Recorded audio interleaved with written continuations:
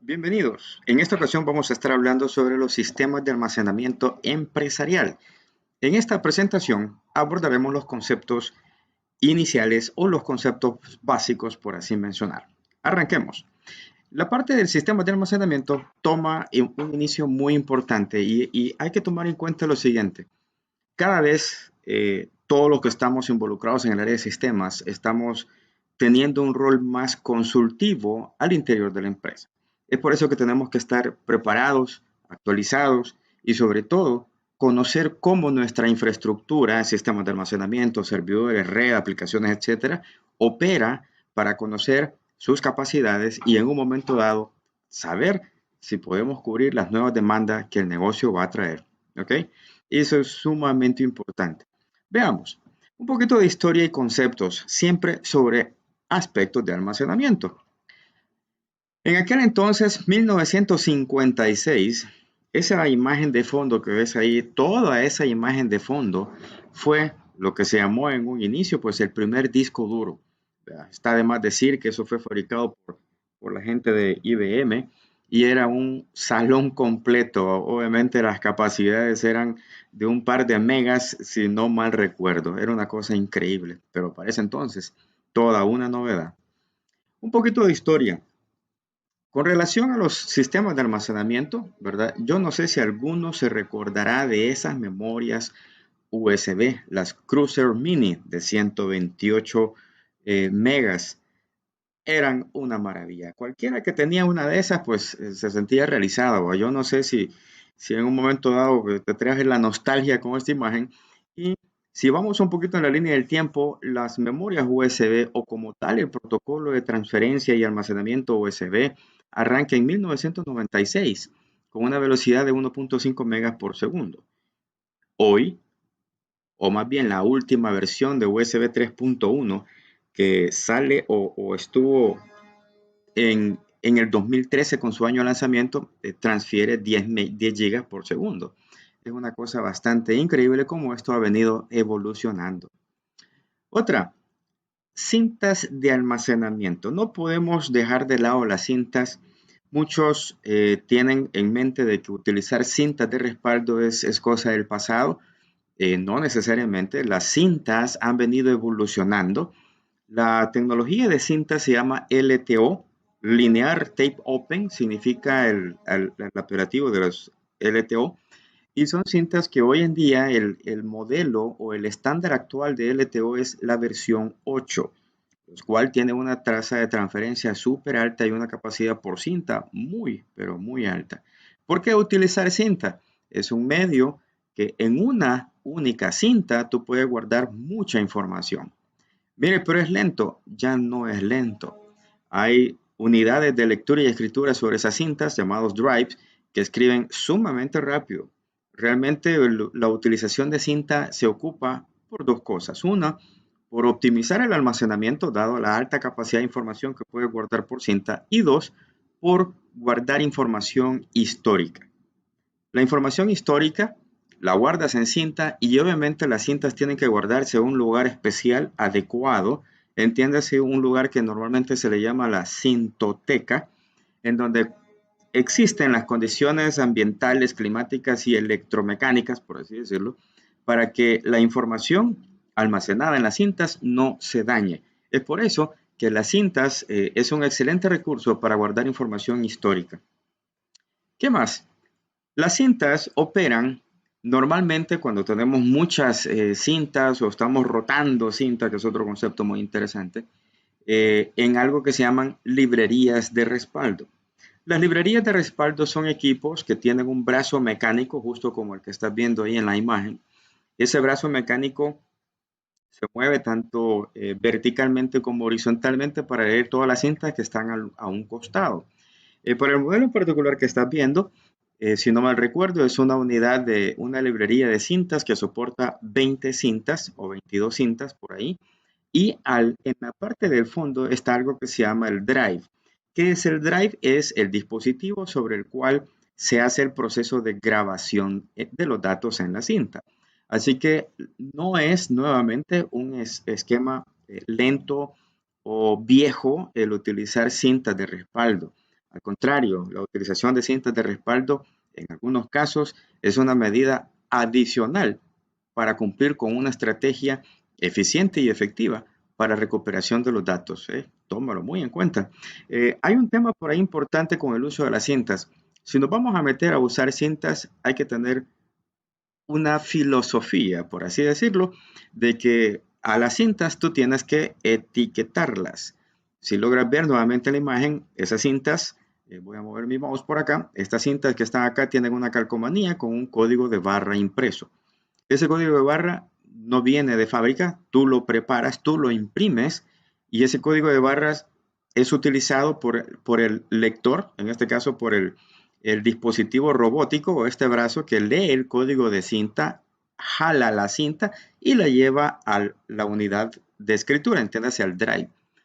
Que con eso tú tienes que tener una planificación para identificar cuáles son las cintas que se van a utilizar para X o Y respaldo, cuáles son las cintas que se van a estar rotando, cuáles son las cintas que se van a ir a un almacenamiento para un periodo más largo de tiempo. Al final es un esquema de administración diferente, conlleva más cosas, pero nuevamente es muy interesante y tampoco es que estemos diciendo que esto es complicado, que es más caro. No, es una estrategia diferente y nuevamente muy eficiente, ¿eh? Discos duros. Los discos duros, hablemos un poquito del tamaño físico. Cuando tú tomas en tu mano un disco duro, vienen o pueden venir en estos tres tamaños. Estamos hablando de discos duros de servidores y en algunos casos estos tamaños también coinciden con los discos duros que puedes encontrar en una PC. Para el caso tenemos los discos de tamaño grande, físicamente hablando de tamaño grande, que son los discos de 3.5 pulgadas. Luego vienen los de 2.5 pulgadas y los de 1.8 pulgadas. Normalmente, entre más pequeño es el disco, casi que estamos llegando a un esquema de tecnología de que el disco duro de 1.8 no son rotacionales, sino que son normalmente de estado sólido. ¿Qué es eso de rotacional? Los discos duros en su interior, para el caso de esto que estamos viendo aquí, vienen con un plato, por así decirlo, una aguja lectora, y eso hace de que mecánicamente estos discos tienen un motorcito que hace girar el plato y esa aguja lectora lee la información que está al interior de esos discos. ¿Qué característica, aparte del tamaño, podemos identificar en estos tres tipos de discos? Una de las peculiaridades es que entre más grande físicamente es el disco, puede almacenar más información. Para el caso de los discos de 3.5 pulgadas, tú puedes encontrar un disco de una capacidad de hasta 12 teras por disco. Los discos de 2.5 pulgadas de tamaño, el máximo en tamaño, puede andar en 2.4 teras. Está de más decir que entre más grande sea la capacidad de almacenamiento, menor es su revolución. ¿Qué es la revolución? La velocidad con la cual trabaja el disco. Ya eso viene en unos slides a continuación. Veamos. Las velocidades de los discos duros. Los discos duros, nuevamente estamos hablando de discos mecánicos, discos rotacionales, existen en tres tipos. Los discos de 7200 revoluciones, discos de 10.000 revoluciones y discos de 15.000 revoluciones. Nuevamente, estas velocidades son las velocidades que corresponden a sistemas de almacenamiento o a servidores. Estas velocidades son mucho más altas que las que encontramos en un disco duro de una PC. Ojo con esto y es muy importante, voy a regresar al anterior. Muy probablemente tú puedas encontrar en una computadora de escritorio, un equipo de torre, mira, es un disco igualito al que tengo ahí. Cambiémoslo, saquémoslo de la computadora y metámoslo al servidor porque el servidor tiene un disco dañado. Ejemplo número 1. Primero, físicamente sí pueda que quede, sí se ven iguales, pero los discos duros, tanto en servidores como en sistemas de almacenamiento, son discos que vienen con un software interno al disco, a eso se le llama el firmware, y ese disco, por así decirlo, habla o se comunica con la controladora de los discos para poder identificar las estadísticas de uso y un montón de cosas más de los discos duros. Así que estos discos duros, si bien son iguales a los de una computadora, no operan igual. Aparte, como lo mencionábamos, las velocidades son superiores. ¿Qué con la velocidad? Entre más rápido es el disco, más eficiente es el proceso de lectura y escritura de los datos que están en él y que obviamente pues nos va a generar un mayor desempeño de las aplicaciones que corren en ese servidor, en ese sistema de almacenamiento y en consecuencia de los datos que están en esos discos duros. Cuando hablamos de velocidades, aquí estamos mencionando un poquito de las velocidades que sí encontramos en las computadoras. En las computadoras los discos, anteriormente, ¿verdad? Los discos duros rotacionales en las computadoras venían en velocidades de 4200 RPM, revoluciones por minuto, o 5400.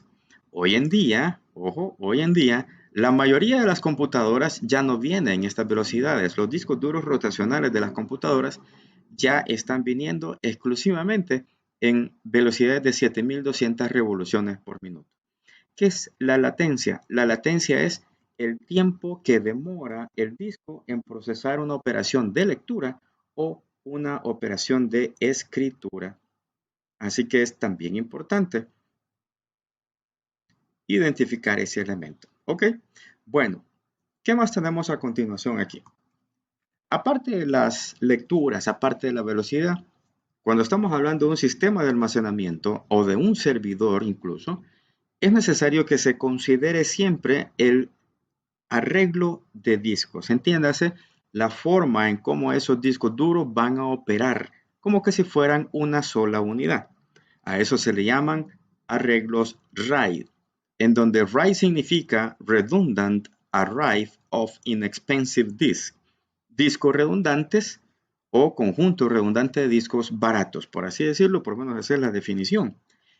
¿Cuáles son los niveles de RAID o configuraciones de RAID que son más utilizados? Estos son los más comunes, hay un cuarto, lo vamos a ver a continuación, el RAID 0. ¿Qué significa RAID 0? RAID 0 es algo que se le llama disk stripping. ¿Qué es el disk stripping? La información que se manda a guardar en el arreglo se distribuye a lo largo de todos los discos que forman parte del arreglo. Veamos este ejemplo. Tenemos RAID 0 compuesto por dos discos. La información, el sistema operativo ve un único disco, un disco C, un disco D, la letra que sea. Pero cuando el sistema operativo manda a escribir a ese disco lógico, físicamente hablando, eso está compuesto por dos discos físicos y la información comienza a distribuirse, mira, en todos los discos de forma repartida. El bloque 1 de datos en el disco tal, el bloque 2 de datos en este otro disco, el bloque 3 de datos, y así sucesivamente la información se distribuye. Luego tenemos este otro disco, que se llama, este otro arreglo, perdón, que se llama RAID 1, que normalmente es conocido como mirroring o espejo. Nuevamente el sistema operativo ve un único disco lógico, pero físicamente es un arreglo compuesto por dos discos, en donde lo que se escribe en el disco 1 es exactamente igual a lo que se escribe casi que simultáneamente en el disco 2. En este sentido, yo tengo, si el disco número 1 fuera de 1 tera, el disco número 2 también es de 1 tera y esta es una de las características o restricciones o requerimientos de estos arreglos de discos es que todos los discos deben de ser del mismo tamaño. Entonces, volviendo a RAID 1, el disco lógico que ve el sistema operativo de qué tamaño es de 1 tera. Sí, pero acaba de decir que los discos son de 1 tera cada uno, deberían de ser 2 teras. Sí, pero el segundo disco, que es este que estás viendo aquí donde estoy moviendo el mouse, el segundo disco es utilizado para la réplica de los datos o la copia de los datos que se escriben en el disco 1. Eficientemente o efectivamente, ¿qué es lo que tú puedes guardar? Solamente la capacidad que corresponde a un disco. El segundo es tu respaldo, por así decirlo. Si en un momento dado el disco 1 llegara a fallar, inmediatamente la controladora de estos discos duros pasa el control al disco número 2 y en ningún momento el sistema se detuvo. Esa es la parte interesante de esto. ¿Qué pasaba con el arreglo anterior, RAID 0? Si tenías un disco de 1 tera y el otro también era de 1 tera, con RAID 0, tú aumentas la capacidad. El disco lógico que ve el sistema operativo es un único disco, físicamente está compuesto por dos. ¿Cuánto es la información o espacio disponible que ve el sistema operativo en un RAID 0? 2 teras, porque aquí sí estás utilizando todos los discos al mismo tiempo, en donde el espacio es distribuido en todos los discos. En este ejemplo son 2 discos. Pero ¿cuál es la desventaja en RAID 0? Si uno de estos discos llegara a fallar, no hay forma de recuperar el arreglo, a menos que tengas un respaldo. ¿Ok? En ese escenario de un respaldo, no hay otra opción que ir a ese proceso y restaurar la información, porque el arreglo queda completamente inhabilitado. No puede seguir operando ahí ante la falla de un disco. ¿Ok? En RAID 0 hay mucho espacio, no hay redundancia. En RAID 1 estás pagando el 50% del espacio, pero sí tienes redundancia. Y luego viene RAID 5. Con RAID 5, para configurar este tipo de arreglo necesitas 3 discos para comenzar. Puede ser más, ¿verdad? Pero el mínimo es 5. Al igual que en RAID 0, puedes empezar con 2, 3, 4, la cantidad que tú quieras. RAID 1 sí opera únicamente con 2 discos, a menos que lo combinemos con otro y ya la cantidad comienza a crecer, pero eso es para más adelante. RAID 5, 3 discos. ¿Cómo funciona? Se llama This Stripped with Parity, lo cual quiere decir, stripped, mira, parecido al RAID 0. RAID 5 quiere decir que la información se lee y se escribe de forma distribuida en todos los discos que forman parte del arreglo, pero se guarda un valor adicional que se llama paridad. ¿Cómo funciona? Se comienza a escribir el dato en el disco 1, luego el siguiente dato en el disco 2 y así sucesivamente. Mira que comienza a interactuar entre todos los discos, pero cuando comienza a escribir el dato 1, el dato 2, en el siguiente él comienza a escribir algo que se llama P1. ¿Qué es P1 para esta gráfica? Es el valor de paridad. ¿Qué es el valor de paridad? El respaldo, por así decirlo, del dato que se escribió en los discos anteriores. ¿Ok? En este sentido, el sistema operativo nuevamente solo ve un disco, pero físicamente son 3 discos. Si cada uno de estos discos es de 1 tera, o sea, tengo 3 teras acumulado, pero al aplicar RAID 5, ¿cuánto es lo que el sistema operativo ve de espacio disponible? Únicamente 2 teras. ¿Por qué? RAID 5 te permite poder seguir operando ante la falla de un disco. No importa cuál, un disco falla acá, tú puedes continuar operando. La tarjeta que controla estos discos duros automáticamente identifica una detección de falla, saca ese disco del arreglo o deja de utilizarlo y realiza el procedimiento que se llama regenerar la paridad. ¿Qué es la regeneración de la paridad? Estos valores que tienen la P1, P2 y P3 para esta imagen se convierten en los valores que estaban respaldando del disco que se dañó. Es algo súper genial. En ningún momento dado tú tienes que interactuar. El sistema operativo no se daña, los datos no se pierden y todo es automático, gestionado por lo que se llama la controladora de los discos duros. Nuevamente el requisito es 3 discos iguales y necesitas al menos 3 para iniciar. Puede ser de mayor cantidad de discos, no hay problema. El siguiente, que es otro de los más usados, es RAID 6. Funciona exactamente igual que RAID 5, pero RAID 6 agrega un esquema de doble paridad. O sea, escribe más valores de respaldo, pero te da la capacidad de perder en un momento hasta 2 discos duros dentro del arreglo. Obvio, hay un sacrificio en función de la cantidad de espacio disponible, porque de los 4 discos que ves aquí, si cada disco fuera de 1 tera, tienes al final un acumulado de 4. Pero al aplicar RAID 6 sobre este arreglo, solo vas a tener disponible para guardar información de 2 teras. ¿Verdad? Entonces, en algunos escenarios esto es muy importante considerar mucho el nivel de redundancia que puede llegar a tener para un arreglo de discos y en otros escenarios pues sopesa más la parte de la capacidad de almacenamiento que vas a tener disponible. Veamos. Cuando estamos hablando de desempeño o rendimiento en un sistema de almacenamiento, hay un concepto que se llama el IOPS, Input Output Operation Per Second. Esas son Las operaciones de lectura o de escritura que se hacen al sistema de discos o al arreglo de discos por segundo. Normalmente los discos duros, estoy hablando de los discos rotacionales nuevamente, ya vamos a comentar un poquito sobre los discos de estado sólido. Los discos rotacionales, según su velocidad, de forma periódica, de forma promedio, por así decirlo, porque esto depende mucho del fabricante, si el disco es de 7200 revoluciones, ese disco de 7200 revoluciones te puede entregar 75 IOPS. Entiéndase, 75 operaciones de lectura o escritura en un segundo. Si es de 10.000 revoluciones, te puede entregar en promedio 125 IOPS, o si es un disco duro de 15.000 revoluciones, te entrega en promedio nuevamente 175 IOPS. 175 operaciones de lectura o escritura en un segundo. Ok, eso es un disco. Y si tu sistema de almacenamiento tiene 12 discos, multiplica el 175, si fuera el caso, por 12, y esa es la cantidad de IOPS, esa es la cantidad de operaciones de lectura y escritura que puedes hacer en ese conjunto de 12 discos. Al final es una cantidad muy interesante.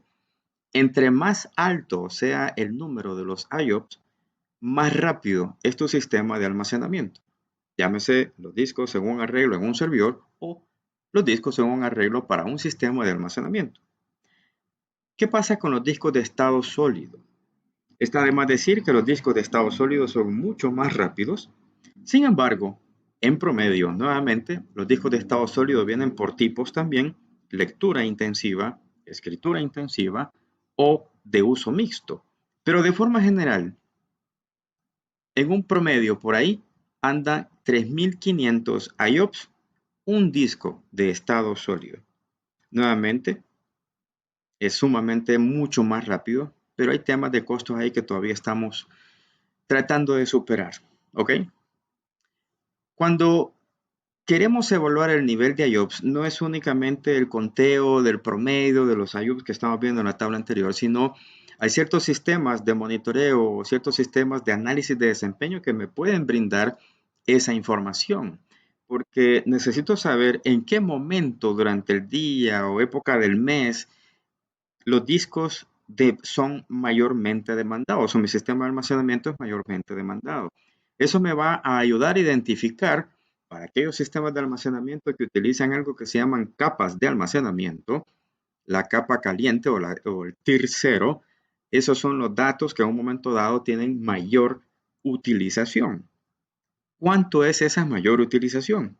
Es por eso que necesitamos tener ese tipo de herramientas que puedan monitorear cuáles son esos discos que tienen mayor demanda, y en consecuencia, si sé qué discos son los que tienen mayor demanda, sé qué información es la que hay ahí, y esa es la información que a un momento dado hay que darle un tratamiento de moverla a discos de mayor velocidad para que el desempeño de las aplicaciones que corren ahí sea el deseado.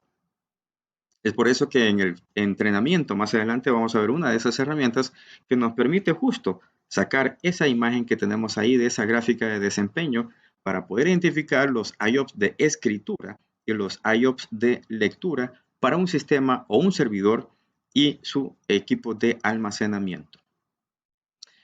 Ok, cuando estamos hablando de sistemas de almacenamiento, hay un concepto que se llama el front-end, y en sistemas de almacenamiento, el front-end hace referencia a la conectividad y a las controladoras de ese sistema de almacenamiento. Ya no pienses en la tarjeta controladora de discos que está dentro de un servidor, sino que piensa en el CPU, por así decirlo, que viene en la parte de atrás de los sistemas de almacenamiento. Ya vamos a ver esos más adelante. Esas velocidades, para el caso de los sistemas de almacenamiento de redes iSCSI o redes Ethernet, son conectividades que van de 1 GB a 10 GB.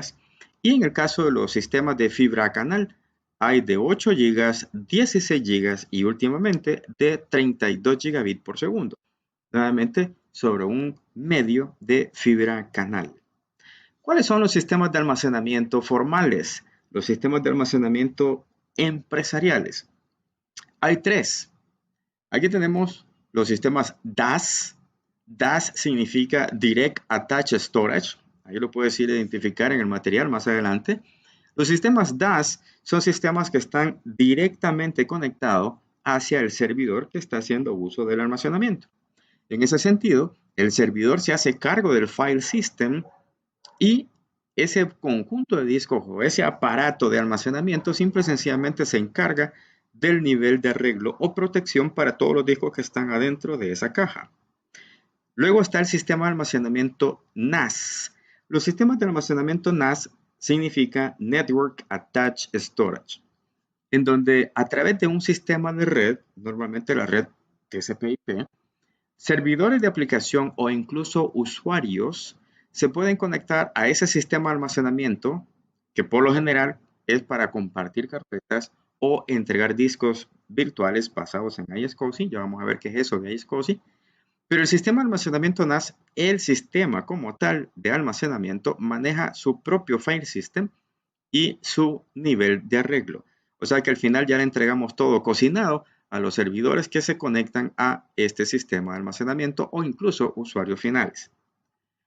Por último, están los sistemas que realmente se ocupan en la mayoría de las empresas. Los sistemas SAN, Storage Area Network, en donde los servidores que se conectan a través de una red de almacenamiento hacia ese sistema de almacenamiento SAN, a los servidores se les entrega un arreglo que ellos manejan y que los servidores como tal aplican y manejan el file system que se va a estar usando en ese disco duro virtual que la SAN entrega a los servidores. Está de más decir que existe una red. Esa red puede ser Ethernet con cables RJ45 o puede ser una red basada en fibra canal. Cuando hablamos de fibra canal, no únicamente es el cable de fibra, hay otros componentes más que ya vamos a ver, ¿ya? De forma general, estos son los 3 sistemas de almacenamiento.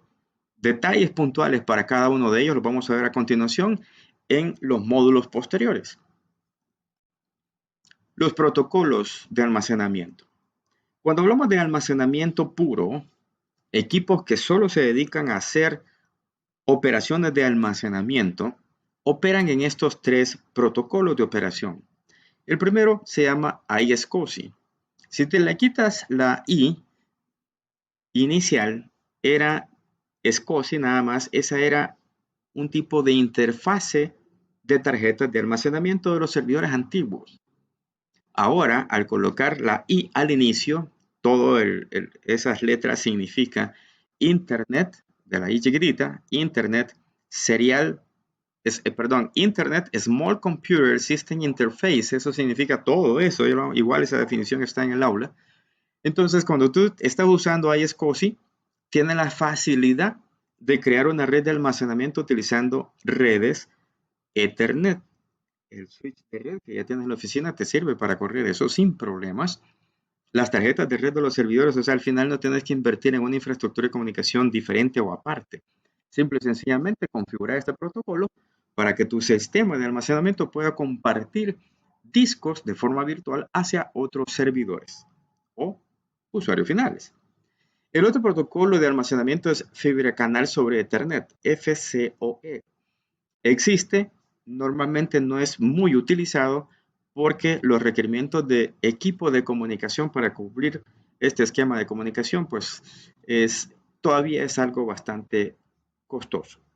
Por último, tenemos el protocolo de comunicación de almacenamiento llamado fibra canal. Fibra canal nuevamente es 100% fibra. El protocolo así se llama y hay equipos especiales sobre los cuales se utiliza esta comunicación.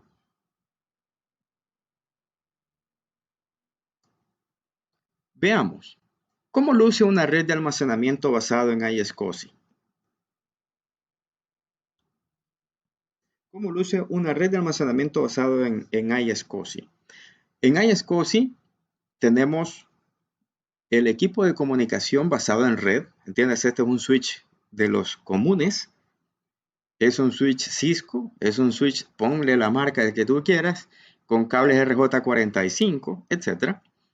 A ese switch está conectado el servidor tipo NAS o tipo SAN en algún momento dado, en donde está configurado el protocolo iSCSI, en donde por el hecho de que él es el que comparte información a ese señor en función de los conceptos, ese señor se le llama el iSCSI Target, él comparte discos a través de esta red. Y los servidores que se conectan a esos discos lógicos o virtuales, los servidores que se conectan a ellos tienen un software o cliente que permite hacer la conexión a ese disco que se está compartiendo. Ese software o cliente se llama el iSCSI Initiator. Nuevamente, solo basta conseguir este software, este equipo o las herramientas para crear una red basada en iSCSI. La mayoría, hoy en día, de los sistemas operativos basados en servidor ya traen como parte de su sistema operativo el software cliente para redes iSCSI, el iniciador. ¿Ok? Mire, y esta tarjeta que está aquí, ¿de qué es? Es la misma tarjeta de red con la cual este equipo ya está conectado a la red. Cuando armamos una red, formalmente hablando, para entregarle a estos servidores almacenamiento de un sistema NAS o SAN basado en iSCSI, lo recomendado es que esta red sea para uso exclusivo del sistema de almacenamiento. O sea que los servidores deberían de tener una segunda tarjeta de red para conectarse hacia la red de datos y una tarjeta de red dedicada solo para la comunicación con el sistema de almacenamiento. ¿Por qué?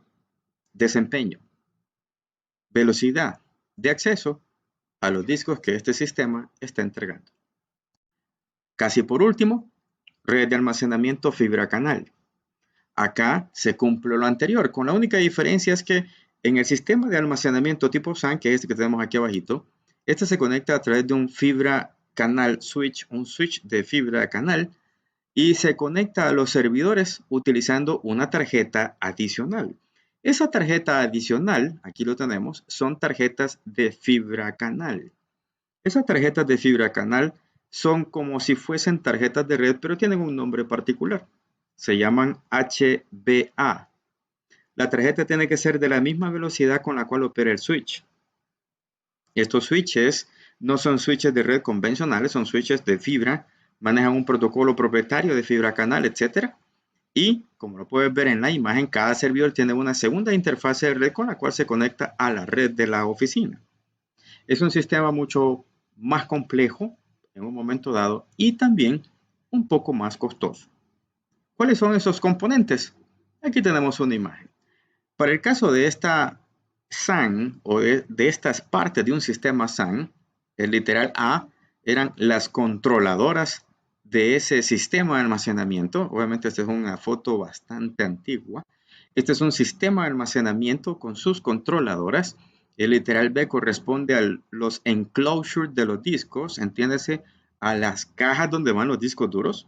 Luego tenemos las tarjetas HBA que se instalan en los servidores, los transceivers o también llamados los Gbit, que son los que se conectan tanto a las tarjetas HBA como los que se conectan a los puertos del switch de fibra canal. Luego, en consecuencia, están los switches de fibra canal. Este switch es de 16 puertos según esta imagen y estos switches se venden por licenciamiento de puertos. Si bien es cierto que hay 16 puertos, muy probablemente no todos vengan con licencia para operar. Eso hace que estos switches sean mucho más costosos. Por último, los cables de fibra canal, los famosos patchcord de fibra. Los patchcord de fibra, en dependencia de la longitud, lo largo, también tienen un costo muy particular. Y por último, el software de gestión del sistema de almacenamiento. Estos son algunos aspectos comunes o de los componentes que comúnmente encontramos en un sistema de almacenamiento SAN basado en una conectividad de fibra canal. En resumen, siempre es importante considerar o conocer que va a existir siempre un nivel de arreglo. 2. El nivel de IOP o los IOPS es lo que determina el desempeño o rendimiento de tu sistema de almacenamiento. El front-end o la velocidad bajo la cual trabajen las interfaces de red o conectividad de tu sistema de almacenamiento hacia los usuarios finales o hacia los servidores también influye mucho en el desempeño. Esas velocidades pueden ser de 1 GB, de 10 GB en redes Ethernet o de 8, 16 o 32 GB para redes de fibra canal. Existen tres tipos de sistemas de almacenamiento: DAS, conexión directa; NAS, utilizando la red; y SAN, utilizando la red existente o incluso una red separada para efecto de mayor desempeño para los sistemas de almacenamiento SAN. Las redes de fibra canal, por lo general, son redes o sistemas de almacenamiento que por lo general, insisto, son mucho más costosas en su adquisición e implementación. Al final, las operaciones son muy similares de una NAS a una SAN. Nuevamente, depende del tipo de sistema, depende de la marca del fabricante. Así hay algunas cosas que varían mucho y está de más decir que en los sistemas SAN hay muchas más características que se utilizan. Esas características las estaremos viendo en el siguiente módulo. Gracias.